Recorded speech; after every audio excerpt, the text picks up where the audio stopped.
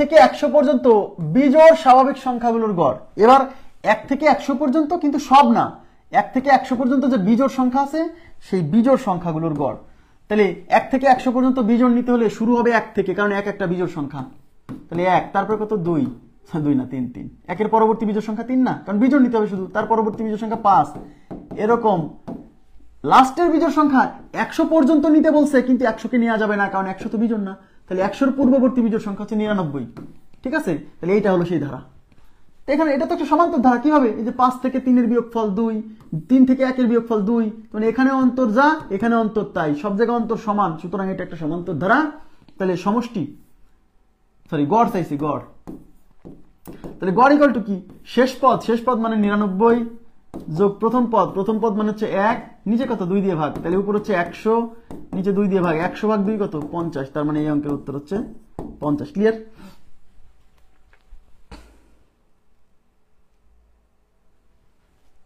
ওকে, next. 2 থেকে 20 পর্যন্ত বিজোড় স্বাভাবিক সংখ্যাগুলোর গড়। দেখেন কত থেকে কত? 2 থেকে 20 পর্যন্ত বিজোড় স্বাভাবিক সংখ্যার গড় চাইছি, এই যে গড়। তো 2 থেকে 20 পর্যন্ত গড় বিজোড় নিতে বলছে, তাহলে 2 থেকে শুরু করতে বললেও 2 কে নেওয়া যাবে না, কারণ 2 বিজোড় না। তাহলে 2 এর পরবর্তী বিজোড়কে 3, তার পরবর্তী বিজোড় 5, তার পরবর্তী 7, এরকম 20 পর্যন্ত বললেও 20 পর্যন্ত নিতে পারবো না, কারণ 20 কিন্তু জোড়, বিজোড় নিতে হবে। তাহলে 20 এর পূর্ববর্তী বিজোড় সংখ্যা হচ্ছে 19। তার মানে এটা হচ্ছে আমাদের সেই ধারাটা। এবার গড় কি? গড় মানে হচ্ছে শেষ পদ মানে 19 যোগ প্রথম পদ মানে হচ্ছে 3 ভাগ 2, 19 আর 3 কত 22, 22 ডিভাইডেড বাই 2, তাহলে উত্তর হচ্ছে 11। তাহলে গড় কত? 11। তাহলে এই প্রশ্নের উত্তর হচ্ছে 11। ক্লিয়ার?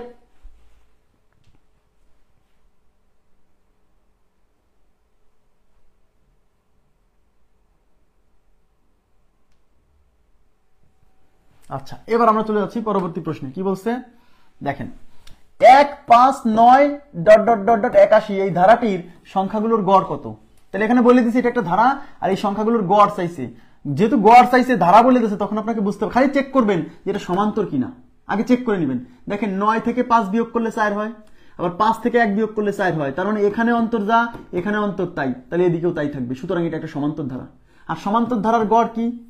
সমান্তর ধারার গড় হচ্ছে শেষ পদ এখানে 81 যোগ প্রথম পদ এখানে 1, নিচে হচ্ছে 2 দিয়ে ভাগ, 81 যোগ 1 মানে 82 ডিভাইডেড বাই 2, 41 দিয়ে। দেখেন 4 দুগুণী 8, 2 1 কে 2, তাহলে মানে 41, তাহলে আমাদের উত্তর হচ্ছে 41, গড় হচ্ছে 41। ক্লিয়ার?